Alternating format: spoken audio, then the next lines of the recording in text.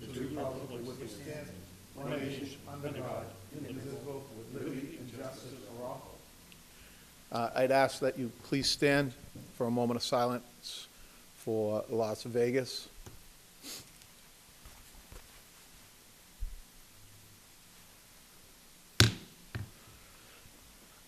Also, Councilman McLaughlin will not be in attendance tonight due to a family commitment. Please read the first All order. right, the first piece of business, this is the traffic flow in Swester and Santilli Circle. Councilor McLaughlin's sponsor is requesting that this be referred back. So moved. Motion made and seconded to refer back to sponsor. All those in favor? Aye. All those opposed? The ayes have it. You have done so. Please read item All number right, 2. item number 2 is a moratorium on places of worship. Could we have Councilor Simonelli come up? Sure. Councilman Della Sola can do that.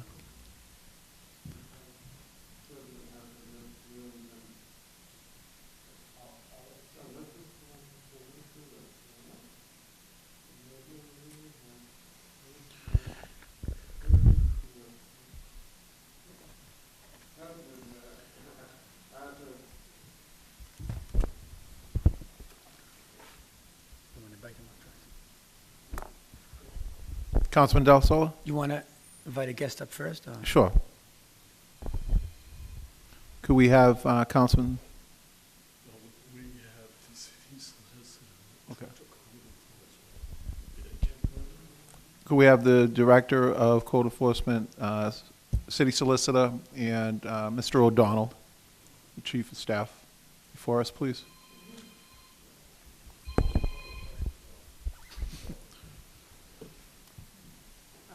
Yeah. Can we invite Simi up or no? He's on the piece. Councilman Simonelli, you can come up and sit next to Councilman Della Sola.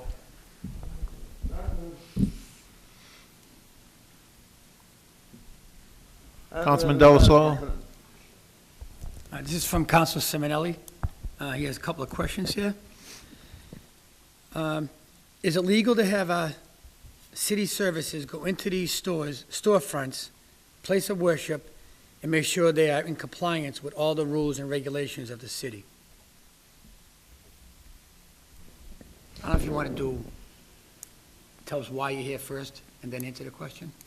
Colleen Mejia, I'm the city solicitor. I was invited for this piece. Thank you. Kevin O'Donnell, Chief of Staff of De Maria. Thank you. As well. Frank Nuzzo, Code Enforcement, invited guest. Thank you. One of you want to answer that question? I would caution code enforcement to target places of worship and I don't know what the other nonprofit stores, was it? Yes, go into the storefront, places of worship, to make sure they are compliance with all rules and regulations of the city. I think if you wanted to do a blanket inspection of all, kinds of businesses and things like that, then that's fine. And they actually do that on a regular basis. And if they do find violations, then they work with the property owner to correct them. And I don't know if Director Nuzzo has anything to add in terms of inspections and. I think you summed it up perfectly. If we have a reason to go back, like say we got a complaint, we would definitely go back even if we had just been there, a week or so before, because things can change that quickly. You never know what's going on in there, so, that's a good approach to it. If you chair, through the chair, have we had any issues? This is the first I've heard of, issues with, this is specifically for nonprofits? Is that what it was?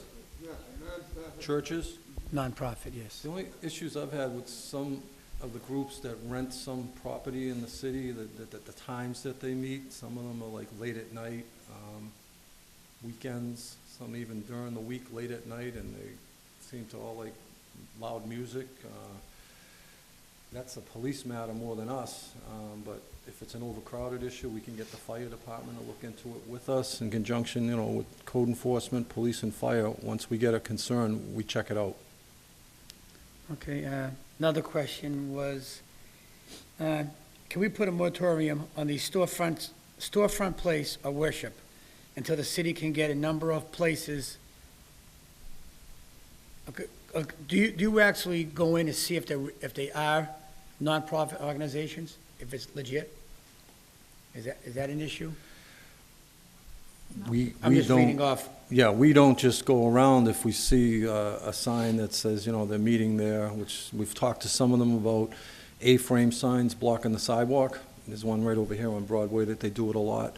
They've stopped doing it. I said, just, move it into your doorway and you can still see it, and they were very cooperative.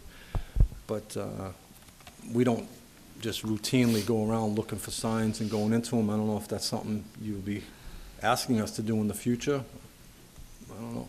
Well, the other question, I think, the follow-up on that one, Councilor Simonelli has, could we get a written update on all places of worship in the city?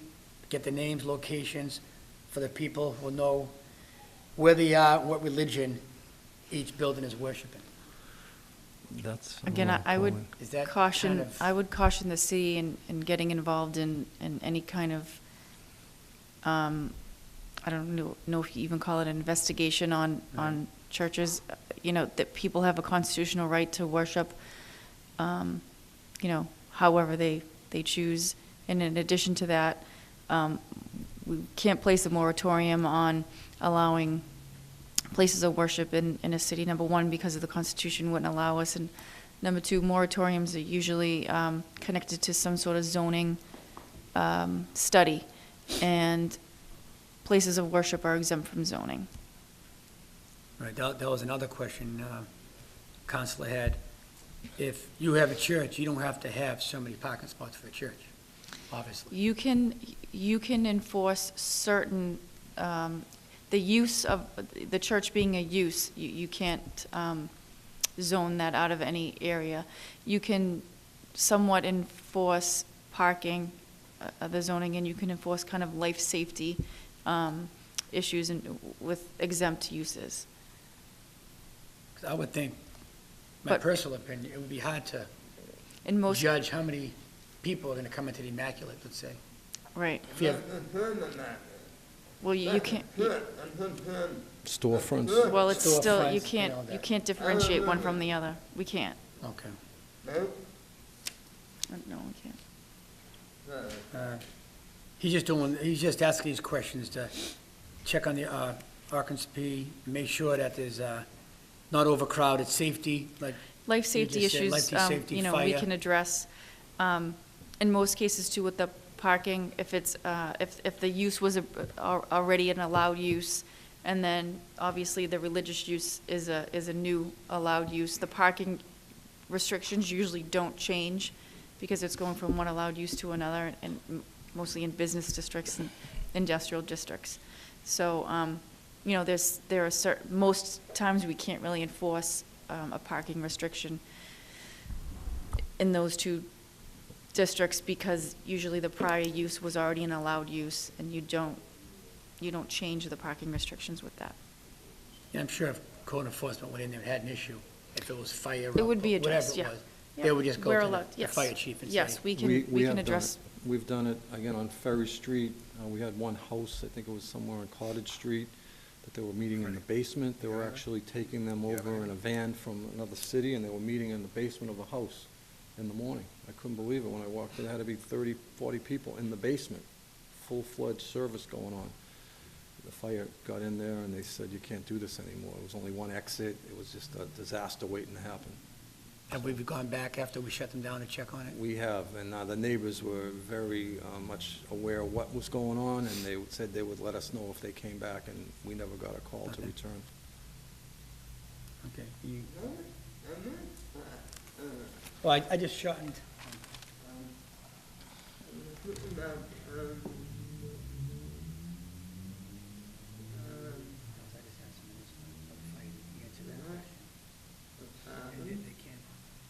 They don't have to, the parking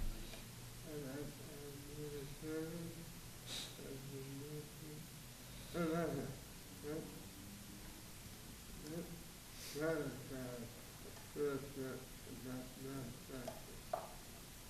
Council wants to know, What qualifies a storefront location to get nonprofit benefits?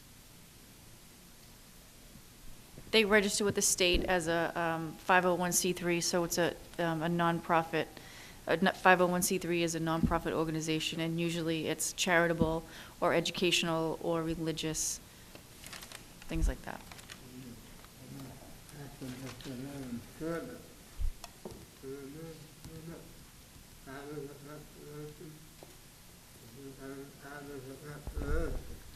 The council wants to know if, do we have control of the hours that they operate?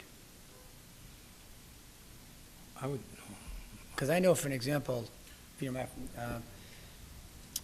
where State Line Graphics is, I know they have a place of worship, I think it's upstairs.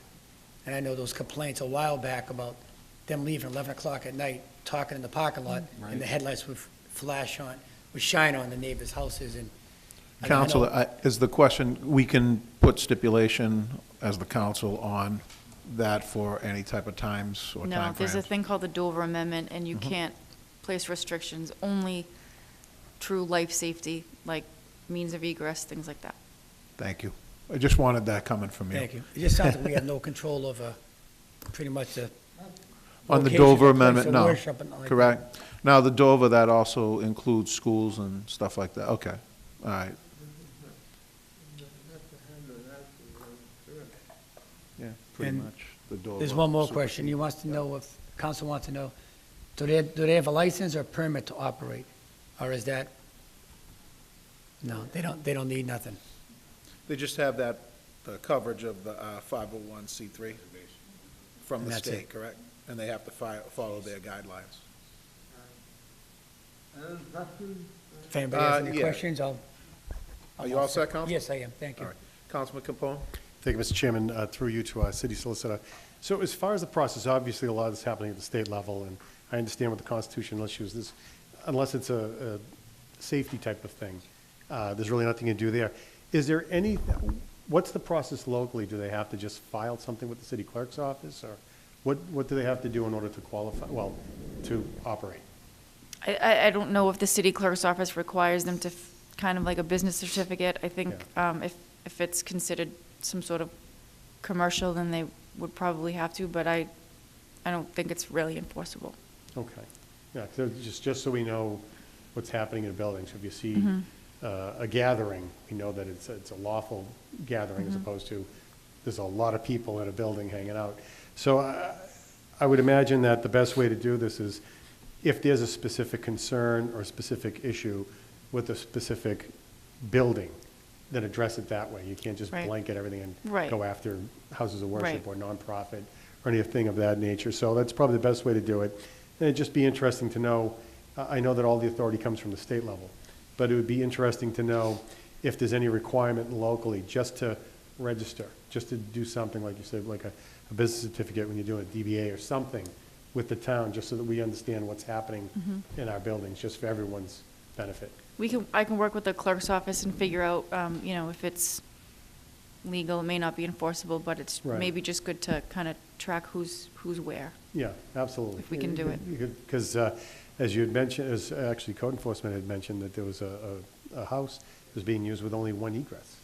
So God forbid something happened, it's all over. So we really need to know where people are utilizing buildings, just to make sure that, because if we don't know, if there's nothing being filed at the local level, obviously you're not saying, no, you can't do it. But if something's filed at the local level, we know what the building is being used for, and just go down and make sure that people are going to be able to congregate safely. And so that's it. But I don't have any other questions. Thank you. Councilman Delasola? Two more questions. The council is just surprised there's no qualifications at all. You could just have a building and make it a place of worship. The other question I have is this something that they show that they are approved by the state? Any certificate or anything? the ones that we've investigated, again, the home, there was nothing. The other one was like upstairs from a cleaner's on Ferry Street, and there was nothing there either, as far as like a certificate that had like the church's name on it and, you know, nothing. If you went to a place of worship that's legal, let's call it, do they have something that you I've could show? never noticed, I don't know if it's necessarily a requirement that all church, that all 501s, I don't even know how to, in order to be a nonprofit, you have to file with the IRS and the Department of Revenue as a 501c3. I don't know if necessarily if we can tell a church that, they have to file. They would also I can- list their officers' names and Yeah, trustees. yes, and you all can get that. them, and they're all available online on the Secretary of the Commonwealth's website. I think that's pretty much the paperwork that establishes who they are Mm-hmm. as an entity in taxation purposes, I think. Yeah, that makes them tax exempt. They can generate funds too, correct? Out of that? They just have to report Yes, what they just can't generate. derive a profit. The profits go back into the organization.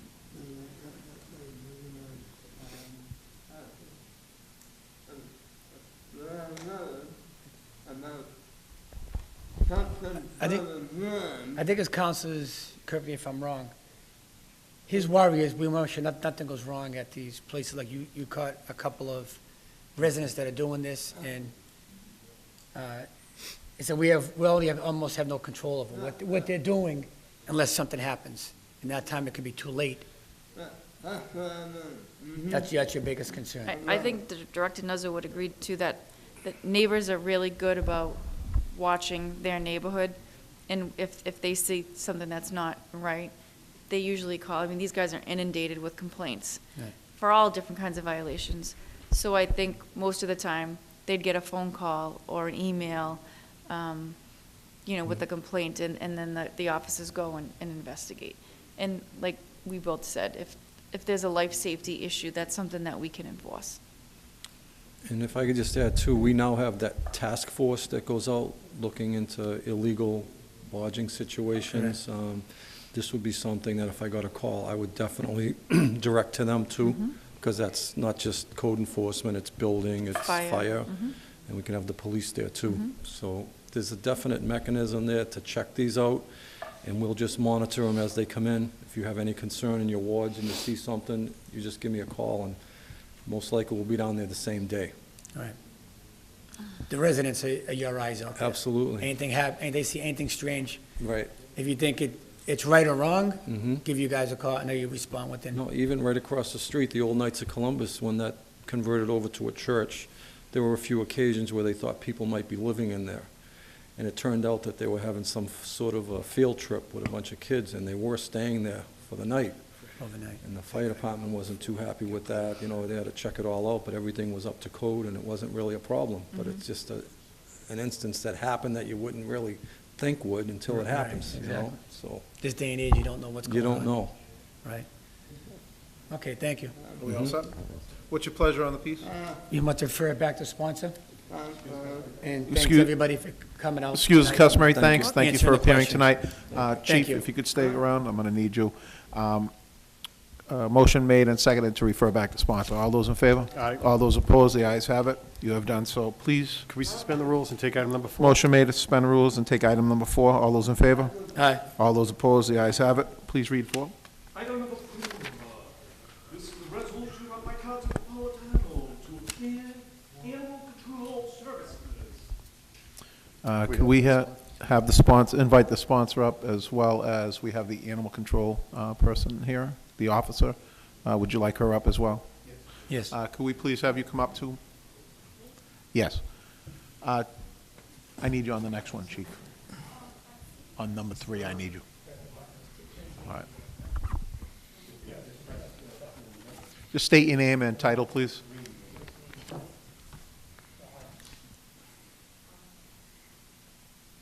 No, it's not. There you go. Okay. There it is. Oh, okay. Tricky. Stacia Gorgoni, I'm the animal control officer. Thank you.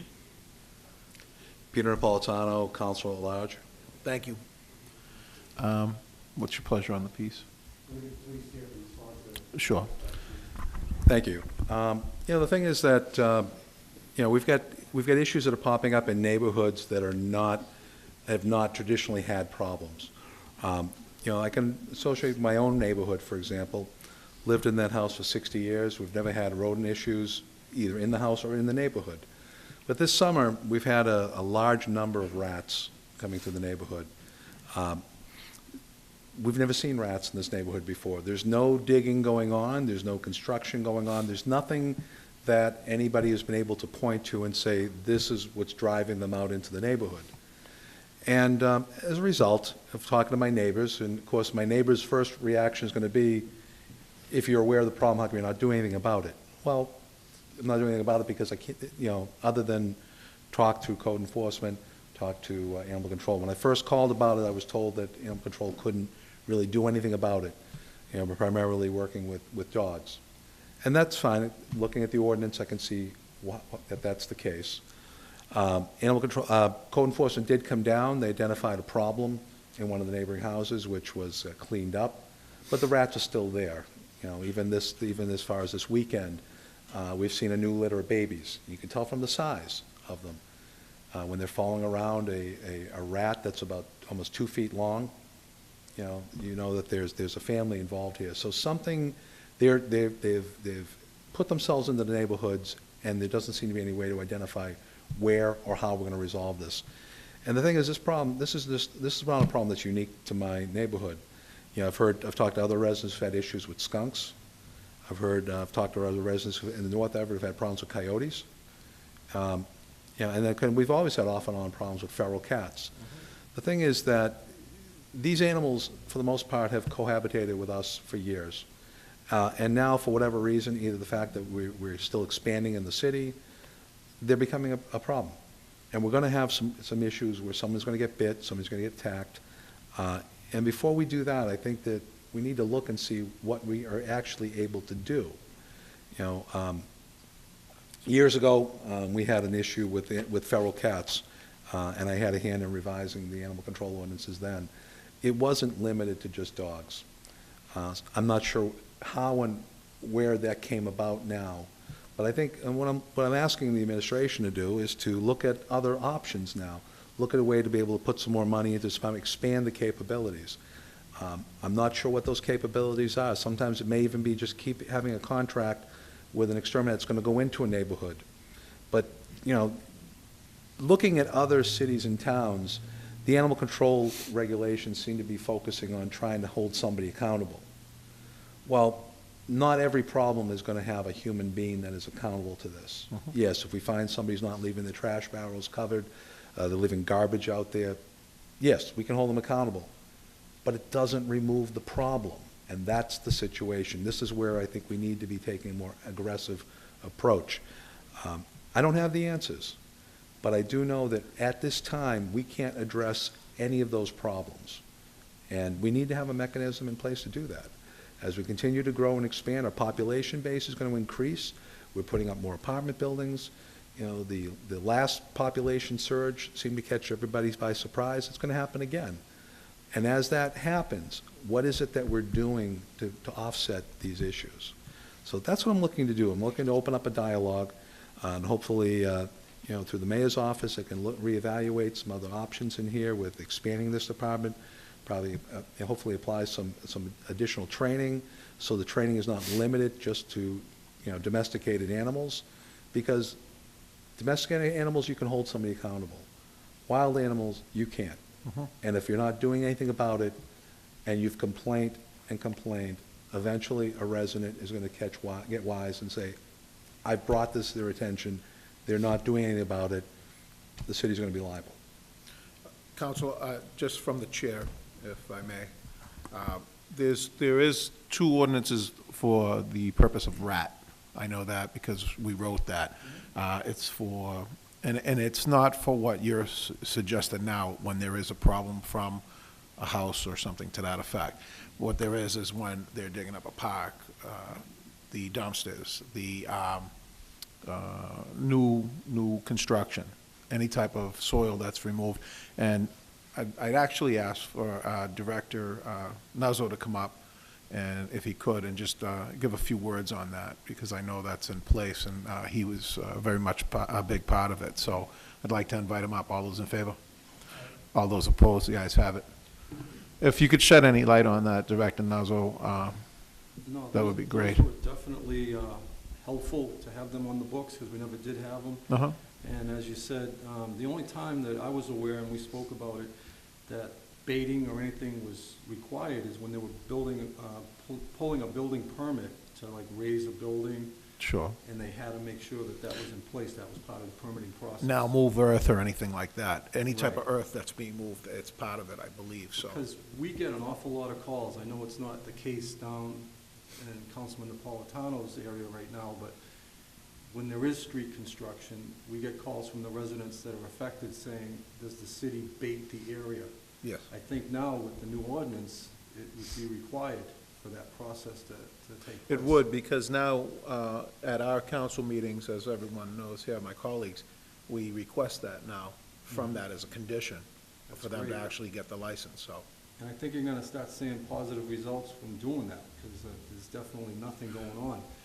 I know like when they do over the parks, they do the outskirts of the park, they bait the traps, and, you know, you still occasionally will get a complaint, but I think having that tool to use is gonna help. And as far as the dumpsters, that's a great thing too, where we require, you know, one near a dumpster, you know, because a lot of these just sit there and they don't get emptied probably once, twice a week, and it's definitely an attraction to the rodents. Just another quick question. Would it be feasible to add something on the terms of what Councilman Napolitano was trying to do to that ordinance there? I mean, that would be something you guys could discuss. Anything you can add to help would be appreciated, and I know, again, it's not there right now as far as anything additional. And if you Sure. Come up with something that's gonna help, that'd be great. Thank you for that. Chief of Staff? Yeah, after Councilman Napolitano and I spoke, I actually did speak to the mayor. He's fully on board and fully committed. We recognize that things are expanding. We took a first step in the right direction, but I think we even have to, you know, possibly even relook at that to see how much we have to expand. It is a requirement for any construction project that they have to provide all of that when it comes to roads, but there's a number of other reasons why we're starting to see things differently. I know studies have shown that because wild animals that are probably generally in the wilderness type of areas are, because of all the progress that's going on, all the construction, all the expansion, they get more and more comfortable. So that's reasons why we're seeing coyotes down here and skunks and raccoons and things like that. So it is kind of outside of what we traditionally probably saw, all of us over the years growing up here. So I think, you know, working together, maybe to review all the ordinances, make them all encompassing, or however we want to approach it, but the mayor is fully behind that and wants us to work on that. Thank you for that. I have two of my colleagues would like to ask questions. Councilman Capone and then Councilman Delasola. Thank you, Mr. Chairman. Through you to the sponsor, nobody wants rats. But unless you can determine where they're coming from, if they're coming from a problem that's caused by another individual, aren't you kind of stuck on your own? Okay, it's your house, you have to have an exterminator or something to take care of the rats. I guess, I know you said that you don't have the answers, I don't think any of us do right now, but dream scenario, how do we do that? I mean, I can understand you getting into coyotes and things of that nature. That's something that the city should actively be trying to, you know, eradicate. But when you have skunks, raccoons, rats, I mean, what would you hope for? What do you think would be? When I lived in Maine, when I was in the service, you know, we had problems with skunks. We called the animal control officer, Bath, Maine. He came down. He set up some safe traps designed to catch them, caught them, relocated them, released them. Okay. Non-invasive to the creature, non-invasive to the neighborhood. The situation as it stands right now is that these are not rodent issues inside the home. You call an exterminator for that. These are not rodent issues that are being caused by construction. Our ordinances give us some help in there, and again, we can always beef them up. The problem here is that we have a rodent issue where we cannot find a cause. We cannot find an accountable either individual or circumstance. They're migrating for whatever reason. They're looking for food. Mm-hmm. and they find an area where they can hunker down, and you're stuck with it. It just happens to be in your area, right? Well, code enforcement did a great job, and I want to compliment them 2 weeks ago. They did come down, Yeah. and they identified in one of the neighboring houses a large pile of debris that we've suspected that they've where made they're their home in. Yeah. The debris is gone. And it seemed for the first week, maybe we were just being a little optimistic, that maybe the problem had traveled a little bit with them. Well, Mama Rat had babies, and now we're right back to square one. And, it goes even beyond them being in the neighborhood.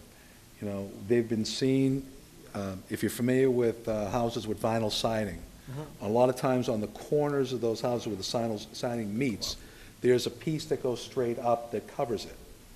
We've seen them climbing into these houses and up there.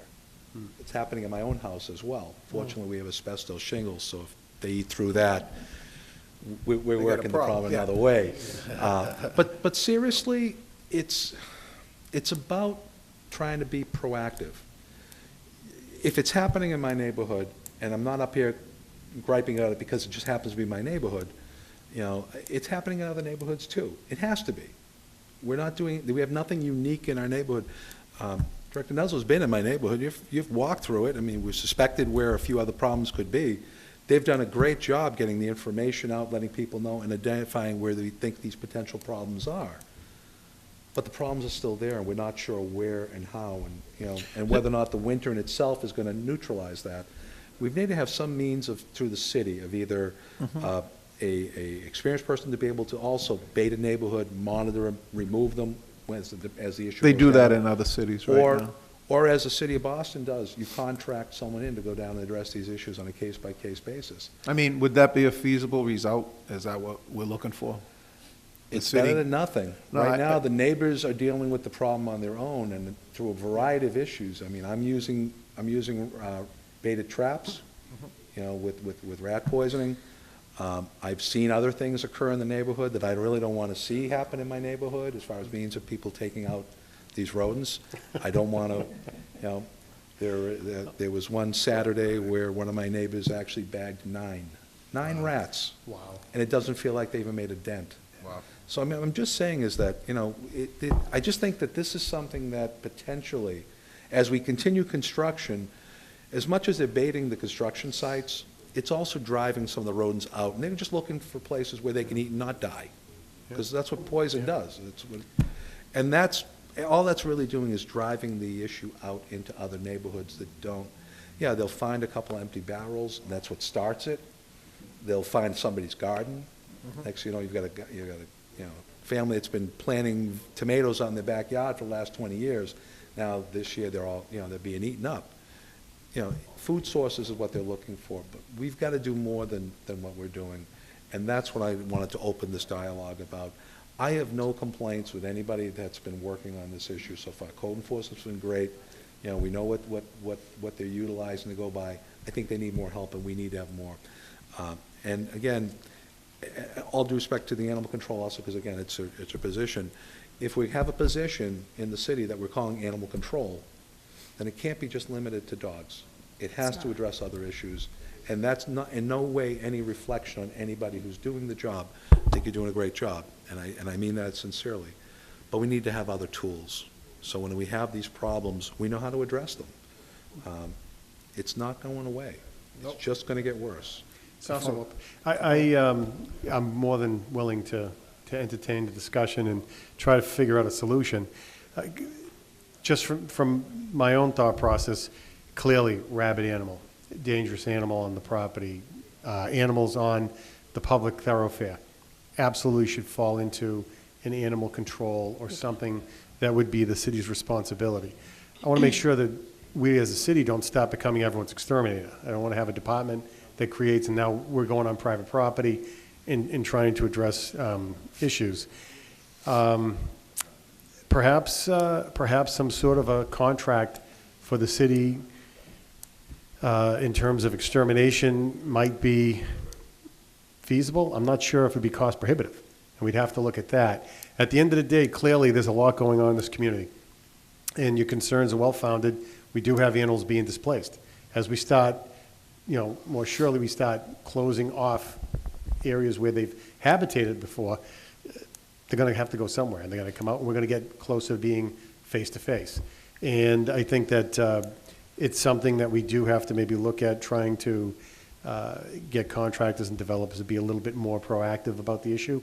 But at the end of the day, if we end up with animals on private property, skunks, rats, things of that nature, clearly don't want it. But at some point, I think it's going to be the homeowner's responsibility, unless there's some sort of contributing source or issue on the outside. So we can talk about it. I don't know what we could do. I wouldn't really want to expand the animal control department, so we've got people running around trying to grab rats on private property. I think that could create a lot of problems, definitely going to create some cost. But, yeah, I mean, maybe there are some avenues that we could look at to try to address the problem. I'm really not sure what we can do. At some point, like I said, rabid animals, larger animals, coyotes, you don't want people dealing with coyotes.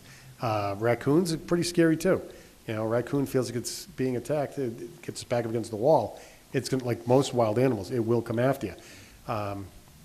But skunks on private property, rats on private property, it may end up being something that the homeowner is going to have to address with an extermination policy. Whatever we can do as a city to try to alleviate those issues, fine, but I think we better be very careful not to expand it so much that now we're trying to do things that take on a role that we really shouldn't. But like I said, I'm more than willing to entertain any kind of an idea that might work and make sure that it's not cost prohibitive to the community. And if I may, just to the animal control officer, how are you? It's good to see you. Thank you very much for being here. What animals are you dealing? Primarily, it's dogs, but what other animals kind of fall under All your? right, so I had no idea what this meeting was about. Just so you know, I don't do just dogs. I don't know if you read the statistics from last year. I did do 500 cats and kittens. And I have a cat rescue that's cleaning up the entire city, as well as ferrets, turtles, bunnies, raccoons, skunks. Believe me, I've had to buy many uniforms. I basically will help any animal. I think what you're referring to is the time you called the department and wanted me to go help the rats, and they said she only does domestic animals. So I just think that it was probably miscommunication, because I've never been dispatched to help rats. You actually have to have special training for rats. It's called PAC, P-A-C, from the Wildlife Commission from the state. I'm more than willing to go to the training. Everett's given me enormous amounts of training, enormous, a lot more than other cities. I'm more than willing to help, because if that was my neighborhood, I wouldn't want rats in it. But just so you know, I don't know if you know anything I do, I have cleaned up a lot of the city recently, and it's not just dogs. I don't discriminate. I like all animals. Well, I'm glad. And I yes, like to so- help the residents too. So there is a conflict. So I've gone to, say, an elderly person, somebody who, I've gone to calls where they're really fearful. Oh my God, this raccoon. And it's so hard, because it's what line do you cross? If I help this person with their raccoon that I can easily help, I have to help this person too. So we try and it's been working out. Is it case by case? It's case by case. Snakes. I don't necessarily have to do snakes, but guess what? I'll do them. I feel that if you're calling us for help, we at least got to try and help you, even if it's directing someone in the right way, which is Commonwealth Wildlife Control. I call them for on-property issues, but off-property issues, I do them myself. So you have addressed skunks and raccoons? Oh, yeah. and things of that nature. Okay, that's good. Baby That's good to skunks, hear. and they spray too. Okay. But raccoons, there was a business that had a raccoon. Technically, it was their business. Did I have to get the raccoon? No, but nobody wants to see it die. I could easily pull it out, and I did, and took it out, and it just ran away. They're really not as vicious as people think either, but the normal person doesn't know that. So, rats is a whole other ballgame. More than willing to go to the PAC training. You can send me, I will do it, especially if that helps ISD. Because ISD is really helpful with me, by the way. They are over the top helpful when it comes to situations. But most of the wildlife issues, I feel are unkept property, which is why ISD gets involved with me. you know, I haven't encountered Do you respond to rats, them but- as well with Huh? ISD? Do you both respond together? Yes. Okay, thank you. Oh, well, just so you know, I've seen rats run in people's property, and I've contacted ISD and been like, hey, do you guys need help? Like, what can I do to help you? So I work really well with them. But I'm more than happy to, hey, if you want to send me to more training, I'll do it. Well, that's good. That's good to hear. I'm Yeah. glad that you're willing to expand your horizons on that and that you're addressing issues. And Yeah. it sounds like you are addressing them on a case-by-case basis, that Case by there is case, that yep. fine line between helping to eradicate an issue and now entering private property and Yeah. starting to do the homeowner's job. Yeah, So, like I had okay. someone the other day, he wanted me to trap a family of raccoons, and I'm not licensed to do that, it's illegal. You can get in trouble by the environmental police, even coyotes, wild turkeys. Yeah. We have called, and they tell me she is not to touch any of them. It's amazing how many turkeys are all over the place, too. Yes. Everywhere. Yes, and the coyotes, I've made phone calls, and we did get rid of some foxes, with the help of the mayor's office and ISD. Excellent. They were on private property, so. All right, that's good to know. Thank you. I Yeah. appreciate it. Thank you. All set, Counselor? I'm all set. Councilman Delasola. My colleagues echoed the words I was going to say about, see how the other cities deal with this. They have an exterminator at one price for the year. Like I said, we don't want to get, we want to help everybody out, but like Council Capone said, it could be a giant cost. It's going to I be mean, huge. you don't know what the cost would be if you save an exterminator. Everybody start making phone calls for every animal they see across their front lawn. I know I dealt with you, my daughter deals with you more than me on issues with different animals, and you've helped everybody out a lot. So it's a tough situation. I think maybe we should see what the surrounding cities do, if they have an exterminating company. I know, and just to throw it out there, I know Lynn, you might want to take a look at, because they do active baiting, I believe. You may want to check into that, and then see what they do as a, a policy or procedure over there. But that's just one head start somewhere, so. It's a start. We could, maybe we'll send a raccoon to your house. Get rid of the rats. Oh, my There you goodness, go. I know. So it's a good start. We're all in this together, and hopefully, it's gonna spread, so let's jump on this quick. Sure. Thank you. Chairman, if I could just add, I know, Director? thank you all for the kind words, the counselor, and it is, we work very well with the animal control. But the flyer that we distribute, we got that from Boston, because when we first had the problem arise, when I was involved, we looked around and theirs was the best. It That was like- in North Everett? Yes. Okay. And I think the city even, because it was so severe up there near the cemeteries, that the city did expend a lot of money to try to correct that. And I think once they saw how much it was costing, it was like, wow, we can't do this all the time. Yeah. It is, it's expensive. But all the code enforcement inspectors and myself have been on training. Is it the same PAC training that she mentioned? No, it's not. Okay. It was just the Massachusetts, MIHA, whatever it is. Those codes, I get confused a little bit, but it was out in Devon's, and I was shocked that, the course was great. They had the names of all the rats and all this stuff, and you're seeing people from Framingham, Oxford, Webster, they're all over the, western part of the state. And you think we only have the problem because we're in the inner city? They have the problem out there too. And it's like they said, the instructor, this world-renowned rat specialist says, you're never gonna eradicate them all.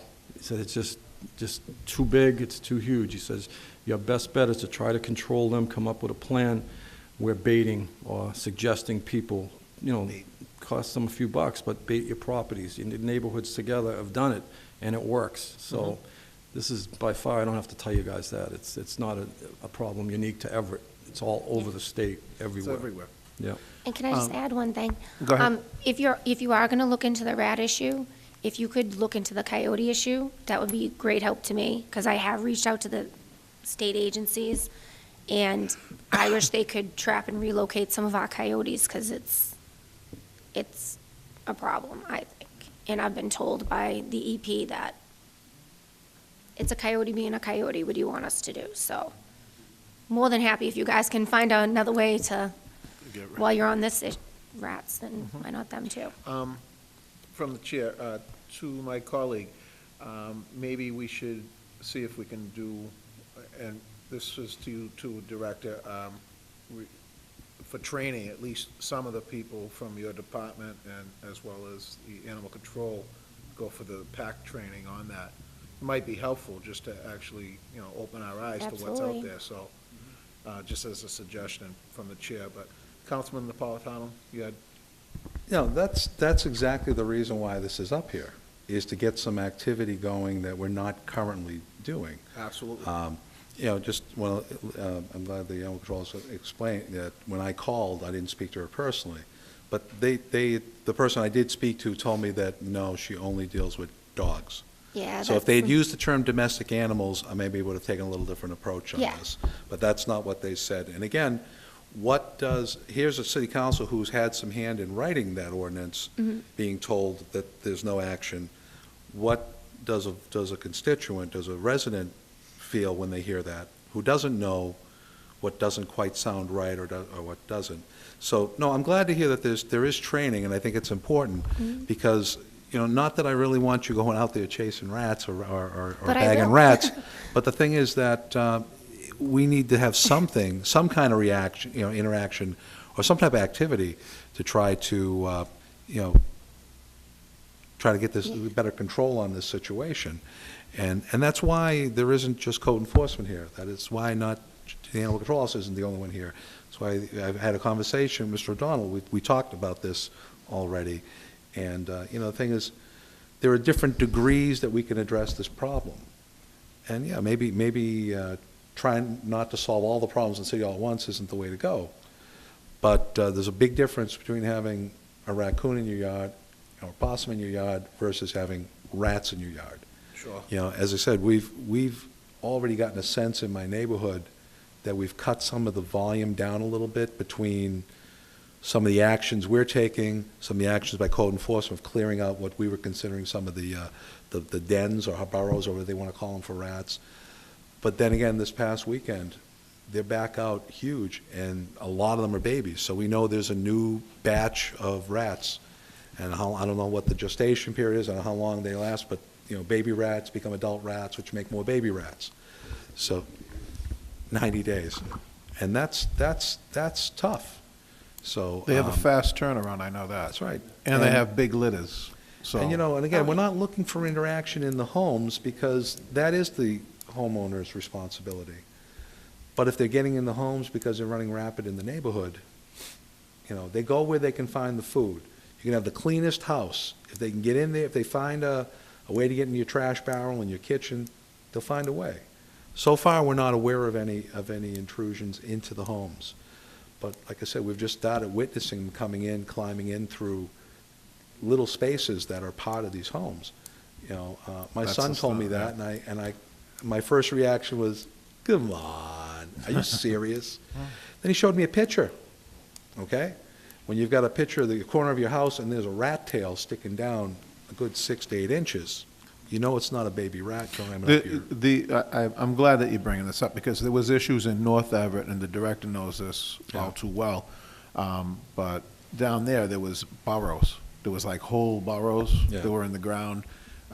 We seen those, we did something, we ordered, I believe, did we order them to actually, put them rocks down? They tore up the ground and had to remove that, so. Yeah. They did everything down there, so, I mean, before it gets to that stage, Yeah. we should be somewhat proactive, So I understand. I definitely don't want anyone to be left with the perception that I feel that this is not, that people are not doing their job. That's the last impression I want to give. And I mean that in all sincerity. But obviously, we can agree that this problem needs a little more attention or a little more focus in one way or another than we're currently able to do it. Because it's not going to go away. It's just going to get bigger and worse. Sure. And eventually, we just have to be able to do something before it becomes a much more expensive endeavor to try to control.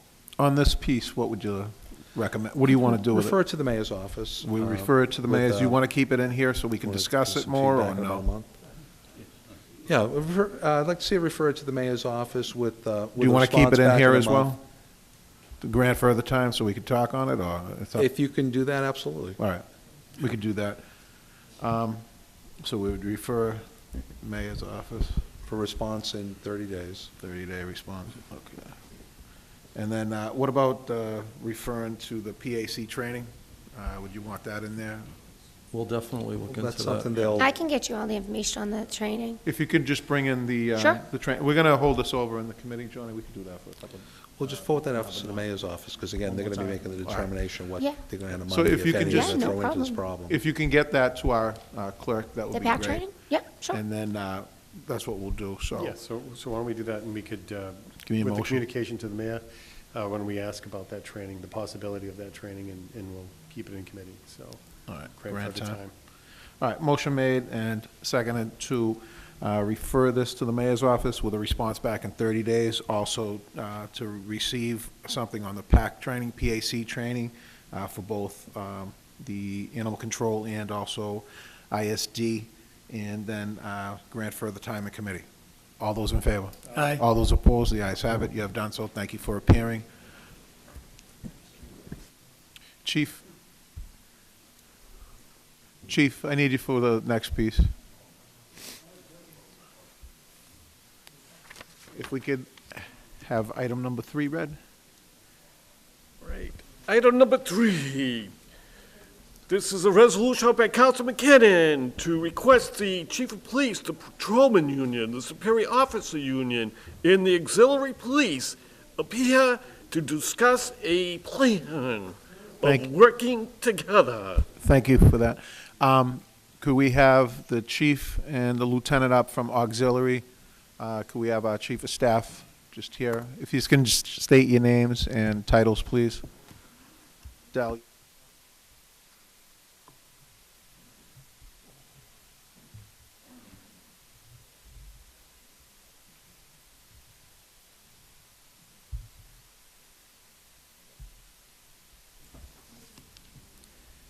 Gentlemen, just state your names and positions. Mike. Chief of the Auxiliary Police, Leonard Jordan. Captain of the Auxiliary Police, Konstantinos Moskopoulos. Short name. Thank you. Council McKinnon? Through you, Mr. Chairman, to the chief of staff.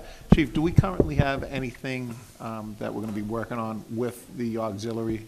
I invited the chief of police as well as both the Superior and the Patrolmen's Union as well. They're not here. I don't understand why, but it might have been a good time for them to come up so that we can hear what we're trying to do with the auxiliary. I know that it was slated a couple of things. We were going to utilize them for, and I believe the mayor said parks and also the parades they've been utilized for, as well as city functions, as, you know, City Fest and all that stuff. So if you could just elaborate on it. Yes, actually, we've been meeting with the gentleman to my left there, the chief of the captain, on a couple of occasions. We also met with the mayor, and they've submitted some proposed training manuals and protocols and policies and procedures that, you know, we reviewed quickly, and I did hand over the chief of police, you know, for his further review. We also have dedicated some space at the old high school for them to meet and get organized and train and things of that nature. So we're definitely moving forward in the right direction with the whole unit. Is there a plan in play to actually have that? What are they going to be doing?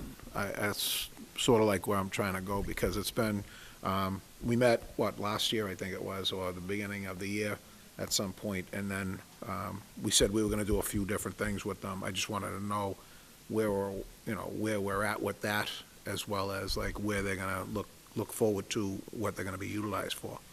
I mean, that's still, we've been utilizing them a lot more over the past. Oh, I know. Half dozen events, and I mean, but that's still a work in progress. Again, I mean, I only met with the chief of police probably 10 days ago, if that, and forwarded over those manuals that he's gonna peruse. And I was out of the office until today, so, but. I'm just wondering, because of the simple fact that, you know, right now they've been doing parades, they've been doing Village Fest.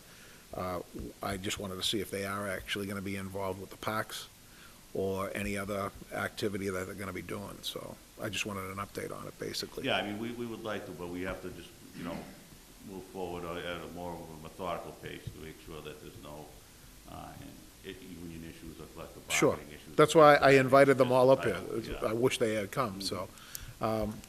I won't request next time, I'll tell them, you need to sort of get here so that we can discuss this. But, Chief, do you have anything? Yeah, I can answer part of that question.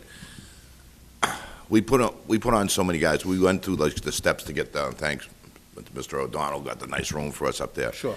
But we went up there and cleaned the room up, and then, we've gone through like putting on some more guys. It took a little bit of time. How many Couple of guys? council meetings. We're up to about, we're up to about 45 now. We have roughly around 40 officers right now.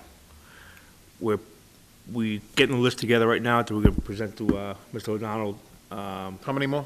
probably Friday, an additional 23. Out of the 23, we have 4 already have academy, Which academy? Reserve Academy. Okay. Okay. Just like a regular yeah. police academy? Yeah, Okay. it's called NERPY, Yeah. which is, it's a. So they're going through the same stuff our Right. cops go through? Yeah, Okay. pretty much. It's just a 260 hours worth, All right. basically. We have a lot of reservists that are coming on. We have one of them is a second lieutenant. Okay. Another one is a recruiting sergeant with the Army So Reserve. needless to say, the quality. Yeah, high-quality personnel. High-quality Yes. personnel is coming on. Okay. Okay. What we're doing right now is we're waiting to get these gentlemen on, and then the ones that don't have any type of training, our training officer can do a combined class instead of putting, 2 different classes, and they would have to wait to, for the training. This way we can do all at the same time. This way they're all, they're all on the same page. Okay. Now, through you, Mr. Chairman, to our guests, we allocated, I believe it was $12,000 for the Yes. auxiliaries. What is that funds being used for now? So far, we haven't touched any of it. Okay. We're still in the process of designing the new badge. Yeah. That was discussed between the union and. Correct. At that meeting that Right. we attended, okay. And once, because we don't want to spend all the money, so, but Spend it, it's I know, there. I know that, but it's like, Yeah. I know. But we The try. chief likes that. We try to save money. Chief of staff, But, I mean, it's gonna cost us roughly around $8,000 for the badges? for the badges. And how many badges is that? It's gonna be about 60 badges. Okay. Okay, then the remainder of the. 63, you mean? Yeah, Okay. 63. So the remainder of that money, we're gonna buy in high visibility jackets. We wanna set up an account. We have an online place that we get it wicked cheap. Is that with auxiliary police Yeah. on it? Okay. Okay. Because I know the union had Yeah, an right. issue with that. I mean, because if we go with, like, say, Doughboys or something like that, for a jacket, it's gonna cost us like, $100, $200. You don't need to go When there. I can get it for, for $50. I'd rather, just so I can buy more for the guys. Sure. With high visibility jackets, high visibility vests, stuff like that. I mean, we have everything set up. We're just trying to, we're kind of doing baby steps because we don't want to, rush into it and then all of a Sure. sudden we make a mistake. We want to, it's the people's money. We don't want to just, splur it. Now, I know there was grants and there was other things Yeah, coming. we're trying for that stuff. Vehicles, Yeah, we're waiting right now. So far, every vehicle that we've tried, they want money for it, and we don't want to give them any money. So we're kind of putting the word out to a few dealers that we're connected with to see if they're willing to donate a vehicle to us. is there any, I thought there was a donation that was going to be Right, made sooner than later. we missed out on it. Okay. We missed it. That was a grant? Yeah, And it fell? Okay. that fell, so we missed it. All right. All right, Anything else? that's basically it. Thank you. Any more questions? Counsel Capone? Thank you, Mr. Chairman. Through you to our guests. First of all, thank you for always being willing to volunteer your time. Done an excellent job at the different events, and we all appreciate that. And I'll echo your comments about conservatism. I think that it's wise to, before you go and spend the money, I appreciate what you're doing is you're looking at it, making sure that it's a final product that you want to get before you go and spend the money, because, like you say, it's so hard to come by. You go and you spend it, and you have to redo it. It's going to become a big nightmare for everybody, and it costs the taxpayers money. So thank you very much for your approach with that. And thank you very much for always being there and volunteering your time. And it's nice to see your numbers growing. That's a real force that we have there. And there are so many things that we can utilize you for throughout the community. And I know that the administration appreciates that as well and has started to utilize your services. We're very fortunate as a community to have people who are willing to volunteer their time in that capacity, and we do appreciate that. Thank you. Thank you, Counselor. Any more questions? On me? All right. What I'd like to do with this is, I would like to, because I'd sort of want to hear back from the union, Patrolmen's Union, as well as the superiors. And did you have any conversations with them? The last meeting we had with the Patrolmen's Union President, according to him, he wanted to also utilize us more, like, in events where basically, like a lot of the officers. And that has been happening, correct? Right. Okay. So that's, the only event we missed was the Jarrett Run. I don't know why, but, we weren't called on that one. It is a charitable event. Sure. Now, I don't know about Halloween night, if we're gonna be called out on that. Usually we go out and stay with the elderly facilities and usually the schools. That's what we used to do in the past. I don't know if we're gonna be called on that or not. That's basically it. All right. Maybe what I'll do is, to our clerk, could I hold this over for the next meeting, and then we'll get a response back from all the people that were supposed to be here that are not here now? All right. That's what I'd like to do, Mr. Chairman. Refer it to our next meeting with response backs, whether it be written or in person, from the Superiors Union, the Patrolmen's Union, and the chief. And also to have a response back from auxiliary to see where they're at that point in time. Yeah, why don't we invite them back up, and if they can't attend, a written response would be fine. Okay, it's been seconded. All in favor? Aye. All opposed? Ayes have it. Thank you, gentlemen. Thank you. Thanks Second. for having us. Thank you. All in favor? Aye. Thank you. Thank you, gentlemen.